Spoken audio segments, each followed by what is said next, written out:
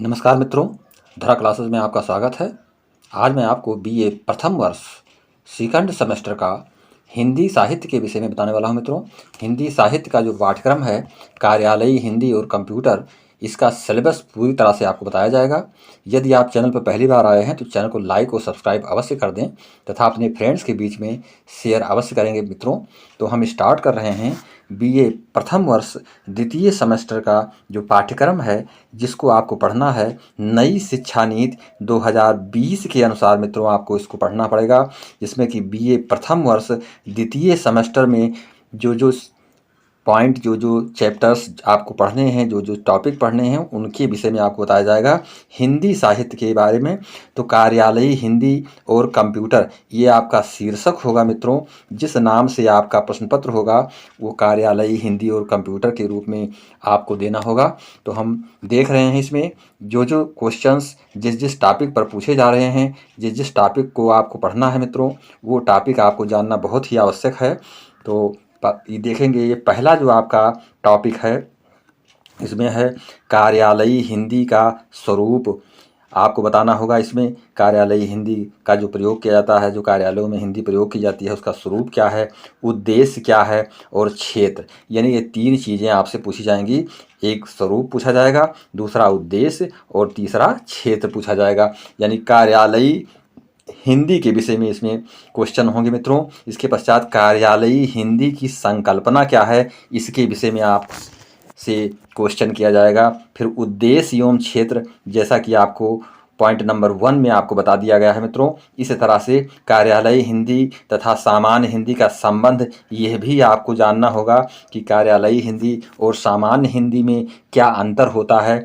कार्यालयी हिंदी की संभावनाएं किन किन स्थितियों में संभव हो पाती हैं, ये सारी चीज़ें आपको पढ़नी हैं। इसके पश्चात कार्यालयी कार्यकलाप की सामान्य जानकारी, ये चीज़ें आपको इसमें पढ़ना होगा। कार्यालयी हिंदी का स्वरूप, उद्देश्य एवं क्षेत्र के अंतर्गत मित्रों, तो ये हमें जानना आवश्यक है। इसके पश्चात जो दूसरा आपका जो चैप्टर पढ़ना होगा इसमें ये है दूसरा, जिसमें कार्यालयी हिंदी में प्रयुक्त पारिभाषिक शब्दावली, यानी पारिभाषिक शब्दावली के बारे में भी आपको जानकारी प्राप्त करनी होगी, जिसमें कि शब्दावली निर्माण के सिद्धांत, यह चीज़ आपको पढ़नी है। इसके पश्चात कार्यालयी हिंदी की पारिभाषिक शब्दावली, यानी कार्यालयी जो हिंदी होती है उसकी पारिभाषिक शब्दावली क्या है, इसके विषय में आपको जानना होगा। मित्रों, इसके पश्चात कार्यालयों एवं अधिकारियों के नाम, यानी कार्यालयों के नाम और अधिकारियों के नाम भी आपको जानना है। इसमें किस रूप में क्या क्या चीज़ें जाननी है, देखेंगे। पद नाम, पहली चीज़ तो आपको है उनके पद के विषय में, संबोधन आदि के विषय में मित्रों। उसके बाद प्रशासनिक एवं विधिक शब्दावली जो उनके लिए प्रयोग की जाती है, इन चीज़ों को आपको इसके अंतर्गत अध्ययन करना होगा। अब हम देखेंगे जो हमारा तीसरा पॉइंट है, तीसरे पॉइंट में हमको कार्यालयी हिंदी पत्राचार के विषय में जानकारी प्राप्त करनी है। मित्रों, जैसे कार्यालयी हिंदी पत्राचार, यानी पत्र व्यवहार जो हम करते हैं, किस रूप में कैसे किया जाएगा, सारी चीज़ें आपको पूरी जानकारी इस प्रश्न पत्र में दी जाएंगी। मित्रों, जैसे आवेदन पत्र, पहला पॉइंट आपका क्या है, आवेदन पत्र। दूसरा क्या है, अर्ध सरकारी पत्र।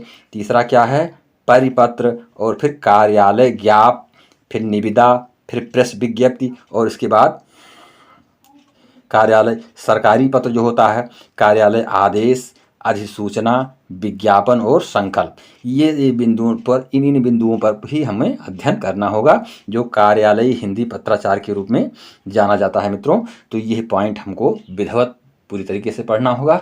प्रत्येक टॉपिक पर वीडियो आपको उपलब्ध होगा। तो हम चौथे पॉइंट की ओर बढ़ रहे हैं।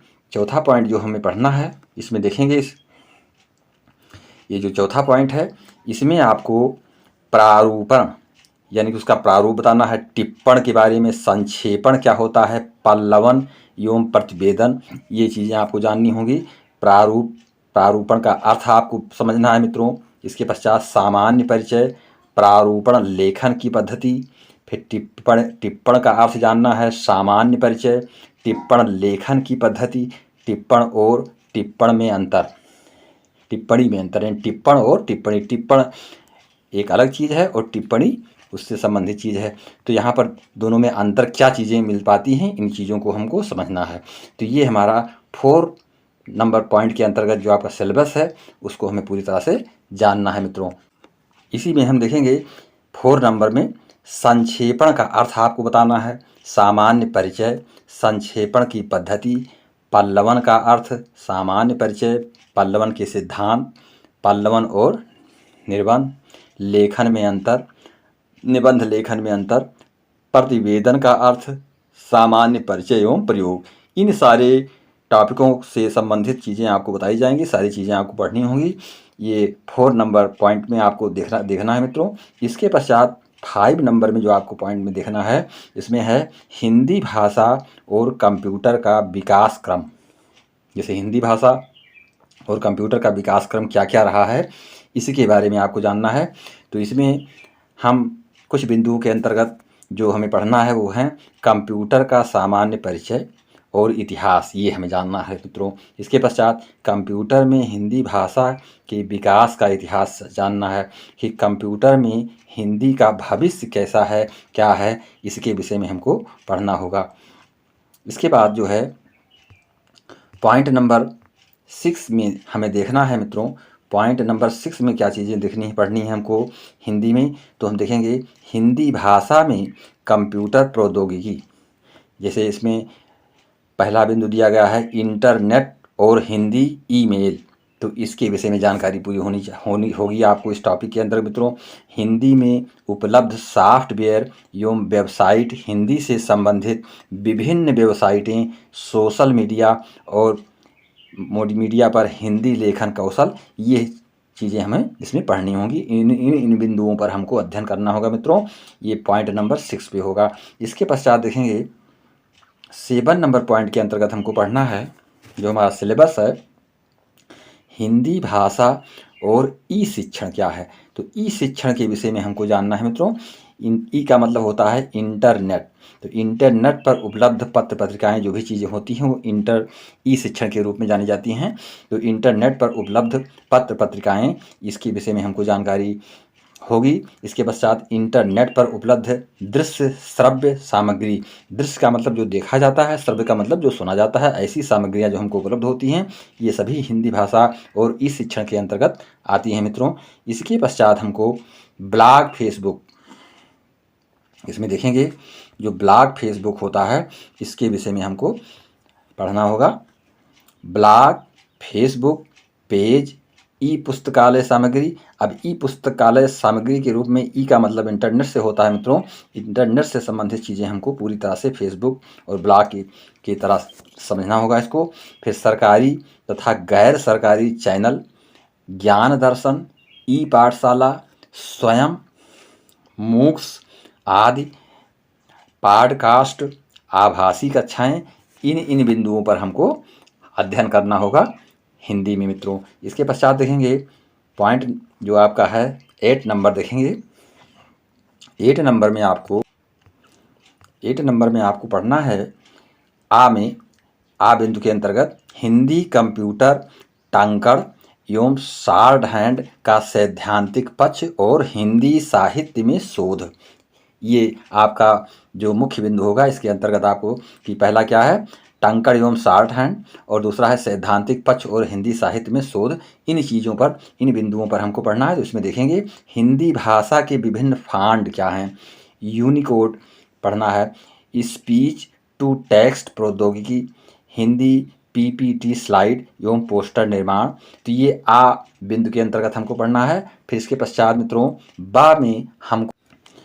बा बिंदु के अंतर्गत हमको 8 नंबर यूनिट में क्या पढ़ना है, हिंदी साहित्य में शोध।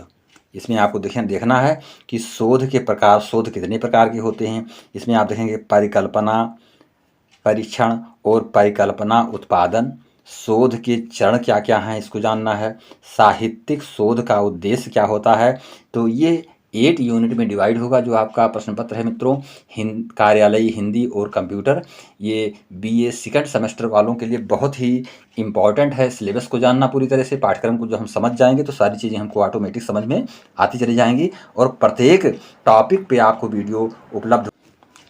तो मित्रों इसको हम प्रत्येक बिंदु को अलग अलग तरीके से आपको वीडियो में समझा करके आपको सेटिस्फाई करेंगे, जिससे कि आप पूरी तरह से जानकार हो पाएँ हिंदी साहित्य के बारे में।